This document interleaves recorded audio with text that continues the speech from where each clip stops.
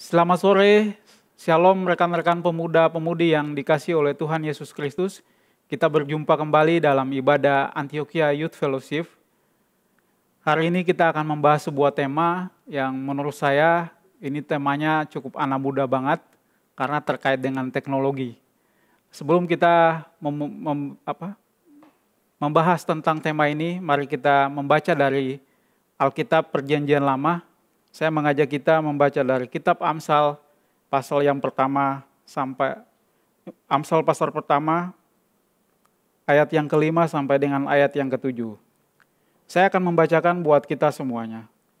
Baiklah orang bijak mendengar dan menambah ilmu, dan baiklah orang berpengertian memperoleh bahan pertimbangan.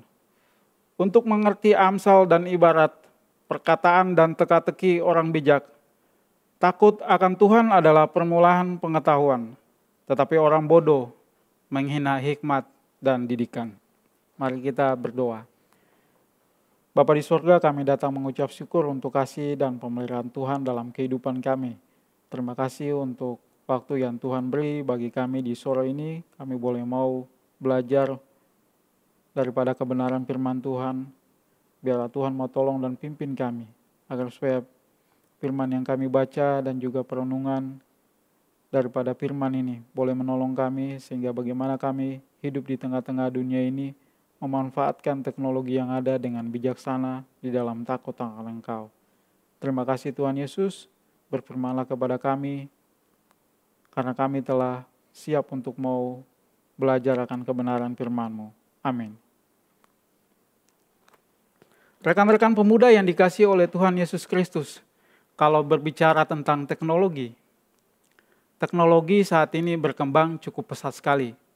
Di dalam kehidupan kita selalu bersentuhan dengan teknologi. Apalagi kita yang tinggal di kota Jakarta, yang adalah ibu kota dari negara Indonesia. Kita selalu bersentuhan dengan teknologi, mau kemanapun kita, dimanapun kita, selalu aja ada teknologi. Saya ambil contoh, ketika kita misalnya mau berpergian ke suatu tempat, kita bisa menggunakan aplikasi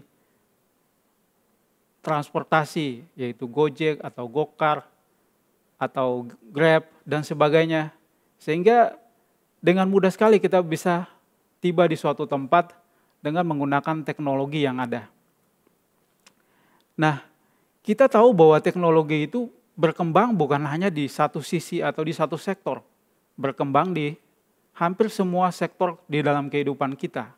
Sektor yang tadi saya sampaikan tadi di sektor transportasi, sektor kesehatan, perindustrian, perdagangan, dan juga perfilman, atau juga di dalam sektor informasi tentang video, audio, yang saat ini misalnya kita lagi gunakan. Teknologi yang cukup berkembang dimanapun kita ada, selalu ada di sekitar kita. Di dalam orang yang menciptakan sebuah teknologi, kita tahu pasti bahwa manfaat teknologi itu pasti ada gitu. Manfaat yang positif ataupun manfaat yang bersifat negatif di dalam kehidupan kita. Saya akan coba membahas beberapa manfaat dari sisi positif. Dan nanti kita akan melihat juga manfaat dari sisi negatif. Setelah itu kita bagaimana sebagai pemuda Kristen meresponi panggilan kita, meresponi akan teknologi yang ada, sehingga kita tidak terjebak dengan teknologi tersebut, tapi itu menjadi suatu sarana yang dapat menunjang kita untuk mencapai tujuan hidup kita. Ya, seperti yang tadi saya katakan tadi bahwa perkembangan teknologi itu cukup pesat sekali. Kita lihat di layar sebelah kanan kita itu ada teknologi di bidang pendidikan, ada teknologi di bidang kesehatan, di bidang teknologi ilmu dan informasi, teknologi informasi dan komunikasi, di bidang industri, dan juga di bidang konstruksi. Jadi semua lini itu mengalami perkembangan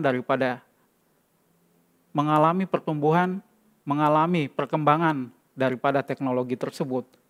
Nah, tadi saya sudah menyampaikan bahwa ada manfaat dan juga ada dampak yang negatif daripada perkembangan teknologi tersebut. Yang pertama yang mungkin kita bisa rasakan daripada teknologi itu adalah, yaitu meningkatkan intensitas komunikasi. Meningkatkan intensitas komunikasi dengan cara seperti gimana? Kita tahu sekarang bahwa saat ini banyak sekali orang melakukan meeting dengan customer-nya dia, atau meeting dengan temannya kita, tanpa harus lagi bertemu secara langsung. Tapi kita bisa melakukannya itu dengan menggunakan aplikasi seperti WhatsApp, video call, ataupun misalnya kita menggunakan beberapa aplikasi video conference seperti Zoom yang mungkin saat ini lagi naik daun, ataupun aplikasi video conference yang lainnya seperti Webex atau Google Meet dan sebagainya. Nah, itu adalah salah satu teknologi atau salah satu dari bagian teknologi yang bisa kita gunakan untuk menunjang pekerjaan kita atau menunjang segala sesuatu yang ingin kita kerjakan. Jadi kita bisa meningkatkan interaksi, kita bisa meningkatkan intensitas komunikasi kita dengan kawan sekerja kita di wilayah yang berbeda. Dan juga selain itu kita mungkin orang-orang yang teman-teman dari kita semuanya yang tinggal di daerah yang jauh, terus pingin jauh dari orang tua kita. Nah, ketika kita bisa menggunakan teknologi ini, kita bisa menghubungi mereka, kita bisa melihat bagaimana keadaan mereka. Sehingga teknologi sangat membantu kita dalam meningkatkan intensitas komunikasi dengan orang-orang yang kita cintai. Yang berikut adalah mempermudah kita untuk mendapatkan informasi. Informasi itu berupa apa aja terkait dengan informasi dari media sosial, informasi dari layanan TV online dan sebagainya. Jadi kita bisa mendapatkan itu dengan mudah sekali. Dan pada saat itu juga ketika kita mencari sesuatu informasi, kita tinggal masuk ke dalam misalnya dalam website atau suatu link tertentu dan kita bisa mendapatkan informasi terkait apa yang kita butuhkan. Jadi sangat mudah sekali karena membantu untuk menyebarkan berita-berita yang sangat bermanfaat, walaupun masih kita sering dengar bahwa ada orang-orang yang menggunakan sarana teknologi itu untuk menyebarkan hoax ataupun berita-berita bohong.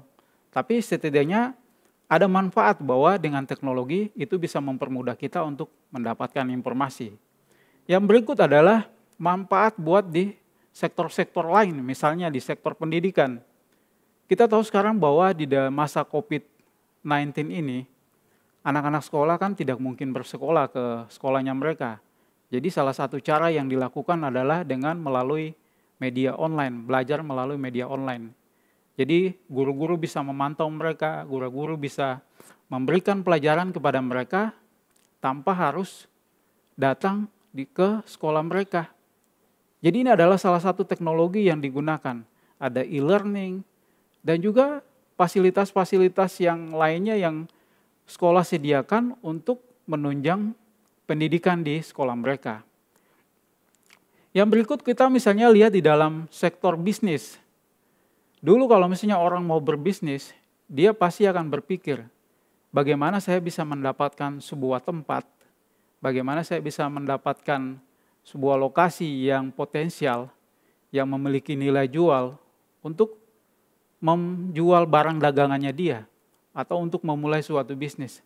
Tapi di tengah perkembangan teknologi digital saat ini, kita nggak perlu lagi memerlukan suatu tempat. Hanya dengan di rumah, kita sudah bisa menjual produk yang ingin kita jual. Kita bisa menggunakan beberapa aplikasi e-commerce yang ada di dalam digital saat ini, dan kita bisa menjual semua produk yang ingin kita jual kepada orang lain. Jadi sangat mempermudah kita. Jadi mungkin ada teman-teman dari kita yang mungkin, oh ya, saya ingin berusaha di bidang ini, atau mungkin mengembangkan bakatnya dengan menjual sesuatu yang dapat meningkatkan pendapatannya dia. Nah, dia bisa menggunakan aplikasi-aplikasi ini untuk berjualan atau berbisnis. Selain itu juga di dalam bidang pariwisata, Ketika orang mau berkunjung ke suatu daerah dan dia ingin mengunjungi tempat-tempat wisata yang terkenal di daerah tersebut, dia tinggal mengunjungi salah satu website atau dia mengunjungi akan website-website pariwisata di daerah tersebut, dan dia dengan mudah sekali akan tiba di lokasi tersebut. Jadi hal-hal ini sangat mempermudah kita. Terus di dalam sektor perbankan, kita juga diberikan kemudahan. Jadi kalau misalnya kita mau melakukan transaksi, tidak harus lagi datang kepada bank, atau kita harus menyediakan waktu untuk pergi ke bank. Tapi dengan e-banking, kita udah bisa melakukan semuanya itu. Melakukan transfer, melakukan transaksi lainnya, itu sudah bisa dilakukan melalui e-banking atau mobile banking. Yang berikut juga adalah dunia konstruksi atau sektor konstruksi. Pembangunan gedung-gedung yang besar dengan gedung-gedung pencakar langit, itu semuanya dilakukan dengan teknologi. Nah, ini adalah dampak-dampak yang bisa kita lihat yang ada di dalam kehidupan kita hari-hari, yang merupakan dampak positif daripada perkembangan teknologi tersebut. Lalu selain pada dampak yang positif yang ditimbulkan daripada teknologi tersebut, apakah ada dampak negatif daripada teknologi itu? Benar sekali, dampak negatif dari teknologi itu juga ada di sekitar kita. Saya ambil contoh adalah kecanduan atau kegilaan terhadap teknologi. Pada saat suatu produk, suatu merek ingin meluncurkan produknya, saya ambil contoh, kita bisa lihat di gambar di depan kita, di samping kita, itu adalah orang lagi mengantri untuk mendapatkan sebuah produk, handphone. Jadi dia mengantri sampai 24 jam untuk mendapatkan produk yang dia inginkan. Ini adalah sebuah fenomena yang memang seringkali kita lihat di dalam kehidupan kita. Kita bisa melihatnya di media-media online. Bagaimana orang berusaha untuk mendapatkan sesuatu, dia harus menderita. Saya coba kutip dari salah satu media online. Jadi ketika dia sudah mendapatkan akan barang yang dia inginkan, terus dia mengatakan kepada salah satu media online yang mewawancarai dia, yaitu, "Cukup mas, udah kali ini saja menderita banget gitu. Udah lebih dari 24 jam ngantre, susah ke toilet, makan dan minuman pun seadanya, tapi jadi pengalaman karena banyak teman-teman baru." Saya mau bilang bahwa orang bisa melakukan hal-hal yang gila karena teknologi. Jadi tadi di samping teknologi itu memberi manfaat bagi kita, tapi ada orang-orang yang memang gila terhadap teknologi tersebut. Sampai mereka tidak memperhitungkan lagi waktu yang mereka buang, kesehatan mereka, hanya untuk mendapatkan sesuatu yang mereka inginkan. Padahal peralatan atau alat yang dia beli, produk yang dia beli adalah sebuah sarana. Paling dia menggunakannya untuk menghubungi orang yang dia cintai atau menghubungi orang lain, teman-temannya dia. Tapi saking gilanya terhadap teknologi, sampai dia melakukan seperti ini. Nah, saya tadi bilang bahwa ini adalah sebuah fenomena yang memang kita bisa melihatnya di berbagai media sosial. Teknologi adalah sebuah sarana yang kita gunakan untuk menunjang pekerjaan kita ataupun kegiatan kita yang lainnya. Tapi saya melihat kalau apa yang kita lihat di sini itu adalah bukan dia menggunakan teknologi, tapi bagaimana teknologi itu mengendalikan dia. Jadi di sini saya melihat bahwa dia diperbudak oleh teknologi. Padahal seharusnya dia menggunakan teknologi itu dengan bijaksana. Tapi dari gambar ini kita melihat bahwa dia diinstrumentalis, dia diperbudak oleh salah satu teknologi ini. Pertanyaan buat kita semuanya adalah, apakah kita mencari manfaat dari peralatan-peralatan teknologi ini? Atau hanya sekedar untuk mengejar gengsi, oh ya saya udah punya handphone nih, keluaran yang terbaru. Orang pertama lagi yang mendapatkan handphone tersebut. Jadi ada kebanggaan. Padahal satu sisi kita bilang, aduh kasihan banget ya.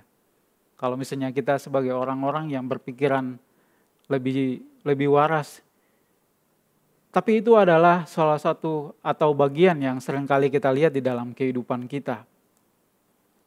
Saya tidak mengatakan bahwa orang tidak boleh membeli salah satu produk atau teknologi terbaru dari sebuah handphone. Tapi bagaimana kita menggunakan waktu kita dengan bijaksana sehingga kita tidak disebut sebagai orang-orang yang gila atau kecanduan terhadap teknologi. Lalu yang berikutnya adalah kejahatan pasti akan semakin bertambah di tengah perkembangannya teknologi. Kita tahu saat ini bahwa banyak sekali kejadian-kejadian di luar yang kita bilang sebagai hacker. Orang yang mempunyai kemampuan untuk menguasai komputer lalu dia coba menggunakan kemampuannya dia untuk menghacker salah satu perusahaan atau dia menghacker orang tujuannya dia sehingga dia bisa mendapatkan keuntungan dari apa yang dia lakukan.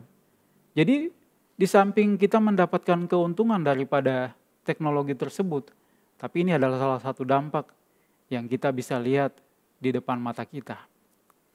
Yang berikut adalah akan banyak sekali adalah pengangguran. Saya ambil contoh, ini adalah salah satu mobil yang saat ini setahu saya di Indonesia baru hanya ada satu unit yang digunakan, tapi kemarin katanya mereka sudah mulai launching lagi beberapa tipe produknya mereka. Jadi ini adalah mobil Tesla. Ini adalah mobil yang tidak lagi membutuhkan supir. Jadi driver asisten itu tidak perlu lagi. Dia hanya tinggal menyeting tujuannya dia, terus kecepatan dia yang dia mau gunakan berapa kilometer per jam.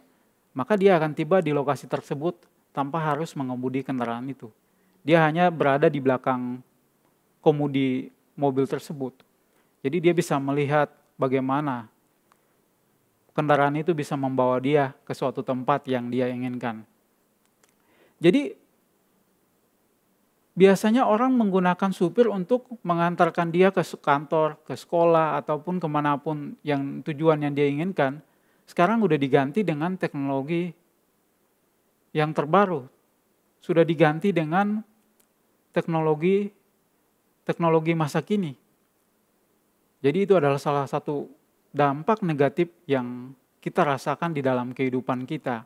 Yang bisa kita lihat, saya rasa bahwa di 1-2 tahun ke depan, mobil ini pasti akan banyak di Indonesia. Dan jumlah pengangguran pasti akan bertambah. Itu adalah salah satu dampak juga yang bisa kita rasakan daripada perkembangan teknologi.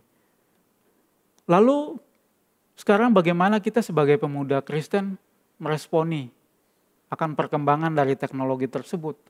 Apakah kita akan tinggal diam saja? Acuh tak acuh dengan keadaan yang ada? Atau kita harus bagaimana menggunakan teknologi tersebut, belajar tentang teknologi tersebut, sehingga teknologi itu bisa kita manfaatkan untuk kebutuhan kita, untuk tujuan kita di dalam hari-hari kehidupan kita. Yang pertama yang ingin saya katakan bahwa respon kita adalah, yang pertama adalah takut akan Tuhan. Kita menyadari bahwa manusia diciptakan dengan atau segambar dan serupa dengan Allah. Dia memiliki kemampuan untuk menciptakan benda-benda yang dapat menolong dia, menciptakan berbagai peralatan yang kita sudah bisa lihat saat ini. Dengan segala manfaat yang ada. Tapi yang harus kita sadari bahwa sumber daripada semuanya itu adalah dari Tuhan.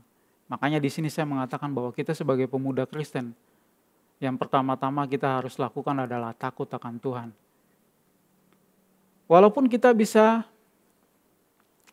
mendapatkan sebuah informasi begitu cepat, kita bisa melakukan sesuatu dengan bantuan teknologi, tapi takut akan Tuhan itu adalah hal yang paling penting. Saya coba mengajak kita mengingat salah satu film yang mungkin cukup terkenal pada saat diputarkan, yaitu film tentang Titanic. Film itu menceritakan bahwa ada sebuah kapal yang cukup besar, dan juga orang yang membuat kapal tersebut mengatakan bahwa kapal ini tidak bisa tenggelam. Itu adalah sebuah tagline yang disampaikan kepada orang-orang kaya sehingga mereka sangat dan ingin untuk menikmati atau untuk menggunakan kapal tersebut untuk berlayar kemana mereka membawa mereka. Ternyata pada saat mereka lagi berlayar, kita tahu sendiri bahwa kapal itu mengalami kecelakaan dan banyak jiwa yang meninggal. Di sini bahwa kita melihat bahwa ada orang yang tidak takut akan Tuhan, sehingga dia merasa dengan teknologi yang dia ciptakan, dia tidak akan mengalami kecelakaan seperti itu. Tapi yang kita lihat bahwa banyak jiwa yang melayang karena seorang pencipta daripada teknologi itu terlalu angkuh dan ada di dalam kesombongannya. Yang kedua yang ingin saya mau sampaikan adalah kita harus beradaptasi terhadap perubahan dan teknologi. Kalau misalnya kita tinggal diam, maka kita akan terlindas dengan teknologi.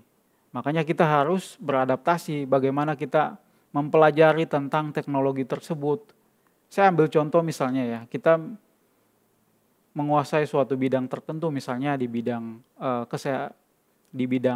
audiovisual. Kita harus belajar juga mungkin tentang bidang marketing, kita harus belajar juga mungkin tentang bidang keuangan, sehingga kita menguasai segala sesuatu. Saya tidak mengatakan kita harus menjadi ahli di bidang tersebut, tapi setidaknya kita memiliki pemahaman terhadap berbagai macam sektor, berbagai macam bidang, sehingga ketika ada pertanyaan terkait dengan bidang-bidang tersebut, atau ketika ada permasalahan, kita bisa mengantisipasinya, dan juga kita bisa menjawab sesuai dengan kemampuan yang kita miliki dalam hal bidang itu. Saya ambil contoh lain, yaitu di dalam bidang industri. Robot sudah menggantikan tenaga kerja manusia. Jadi hampir perusahaan-perusahaan yang besar saat ini, ketika dia misalnya memproduksi mobil, tenaga-tenaga kerja yang digunakan itu sudah diganti dengan tenaga robot. Jadi kita melihat bahwa pengangguran akan semakin bertambah. Makanya kita sebagai pemuda Kristen harus belajar bagaimana mengembangkan diri, sehingga kita memiliki pemahaman yang luas, pengetahuan yang lebih, sehingga kita bisa mendapatkan sebuah pekerjaan yang layak dan juga boleh memuliakan nama Tuhan. Selain itu juga tadi saya menunjukkan kepada kita tentang salah satu teknologi dari mobil Tesla, di mana banyak sekali pengangguran bisa kita alami ketika mobil itu sudah mulai banyak di negara kita. Maka kita akan melihat akan dampak daripada perkembangan teknologi tersebut. Saya juga melihat dari segi kesehatan. Kalau misalnya sebelum perkembangan teknologi ini kita lihat saat ini, semua dilakukan oleh perawat, oleh suster, oleh bidan. Tapi saat ini kita misalnya melihat di beberapa rumah sakit, tenaga-tenaga yang medis yang tadi saya sebutkan itu sudah diganti dengan robot. Jadi artinya apa? Ini adalah salah satu bagian atau bahaya yang harus kita antisipasi, sehingga kita tidak termakan oleh teknologi tersebut atau terlindas oleh teknologi tersebut. Yang berikut yang ingin saya sampaikan adalah, yang terakhir adalah tentang kasih. Teknologi bisa menolong kita, teknologi bisa mempertemukan kita dengan orang yang jauh di tempat yang lain. Teknologi bisa menolong kita untuk berbicara dengan orang tua kita yang jauh di daerah. Tapi yang lebih penting adalah kasih itu sendiri. Kasih itu adalah salah satu bentuk sentuhan, sehingga kita bisa merasakan akan kasih dari orang yang dekat dengan kita. Kita boleh berkomunikasi, mungkin Kita akan merasa bangga karena orang mungkin menghubungi kita atau merasa senang. Tapi ketika kita hadir secara langsung bertemu dengan dia, maka ada perasaan yang lebih berbeda dibandingkan dengan kita menggunakan teknologi tersebut. Kita mungkin misalnya mendengar ada teman kita atau saudara kita yang sakit. Terus mungkin karena kita kekurangan waktu karena di dalam kesibukan kita, lalu kita bilang, oke deh, nanti saya telepon aja deh, jadi nggak perlu lagi datang ke sana. Tapi ketika kita melakukan itu, dan kita juga datang ke sana, itu adalah menjadi sesuatu hal yang berbeda sekali. Karena kehadiran kita menjadi suatu kekuatan tersendiri bagi dia. Kehadiran kita boleh menjadi kekuatan bagi dia sehingga dia bisa pulih dari kondisinya yang sakit. Dengan teknologi yang ada, biarlah kita terus mau belajar untuk menggunakannya, sehingga itu boleh menunjang akan kegiatan kita. Tapi jangan sampai teknologi itu menguasai kehidupan kita, sehingga kita jatuh di dalam dosa. Yang terakhir yang ingin saya sampaikan adalah, mari kita bijaksana menggunakan teknologi. Teknologi adalah sebuah sarana yang boleh menunjang dan membantu kita untuk mencapai tujuan kita. Tapi jangan sampai teknologi itu menguasai kita. Marilah kita hidup bijaksana dengan menggunakannya, sehingga itu boleh menjadi manfaat yang berada pada tempatnya di dalam kehidupan kita hari lepas hari. Mari kita berdoa. Bapa yang di sorga, kami datang mengucap syukur atas kasih dan pemeliharaan Tuhan dalam kehidupan kami. Terima kasih Tuhan Yesus untuk kebenaran firman Tuhan yang sudah kami baca dan juga kami boleh merenungkan akan kebenaran-Mu lewat tema yang kami bahas di sore hari ini. Biarlah Tuhan memberkati kami, biarlah Tuhan memberkati akan pemuda-pemudi di gereja kami, sehingga mereka boleh terus mengembangkan diri, belajar akan banyak hal, sehingga hidup kami boleh menjadi kemuliaan bagi nama-Mu ya Tuhan.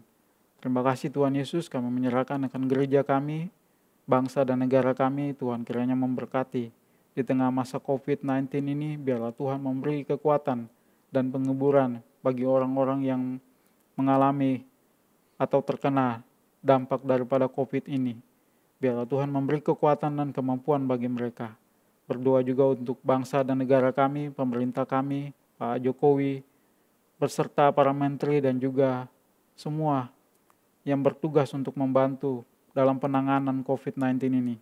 Biarlah Tuhan mau memberkati mereka, sehingga kami boleh keluar daripada masalah ini dan ada sukacita yang terangkat daripada kami semua ya Bapa. Terima kasih Tuhan Yesus, ini doa dan permohonan kami, hanya di dalam nama-Mu ya Tuhan, kami mengucap syukur. Kami berdoa kepada Allah Bapa di dalam kerajaan sorga. Amin.